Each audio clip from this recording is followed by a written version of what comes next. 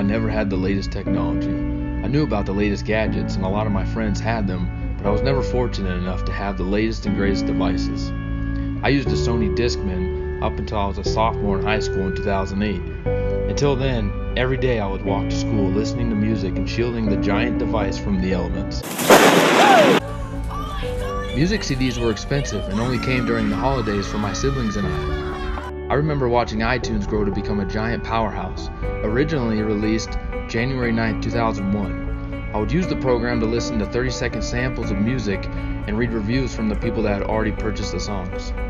Like most of my friends, different ways to collect music presented themselves, like LimeWire, which was released in the year 2000. I also remember that, according to our parents, anything downloaded from the internet was going to crash our system. When FrostWire came out in 2004, downloading music became a gentleman's game. This was great, but it still wasn't mobile for me.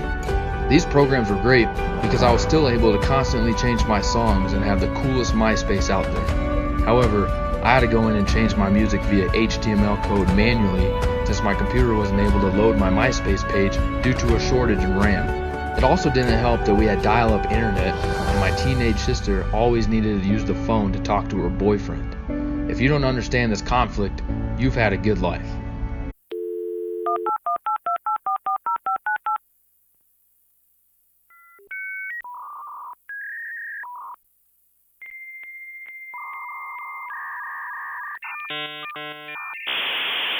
So while you were trying to download music and update your MySpace, any one of your siblings could yell at you to get off the internet or unplug the phone line so they can make an important phone call.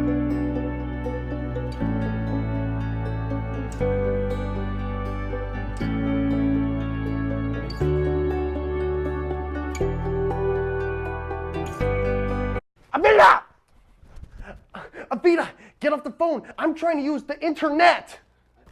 In the year 2000, 34% of U.S. households still use dial-up, and we were part of that statistic. Today's internet is instant in every way and mobile.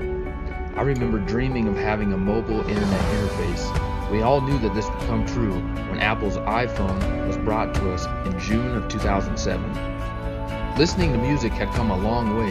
My friends were using their iPods, iPhones, and MP3 players, but I still had a Discman.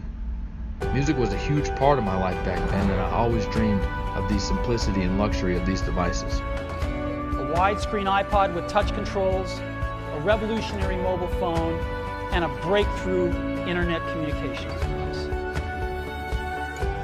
An iPod, a phone, and an internet communicator.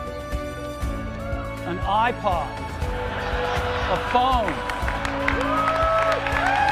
Are you getting it? It wasn't until I got a job working at Wendy's in 2008 that I was able to get my first ever Apple device, and that was an older iPhone 3G with 8 gigabytes of storage. This was a huge technological turning point in my life. I've only ever had iPhones since then, and I'm grateful for the innovation that the company has brought to our world. They are truly magnificent devices. I can now listen to crisp digital music at any time throughout the day. And now I'm being told by the younger kids that iTunes isn't the in thing anymore.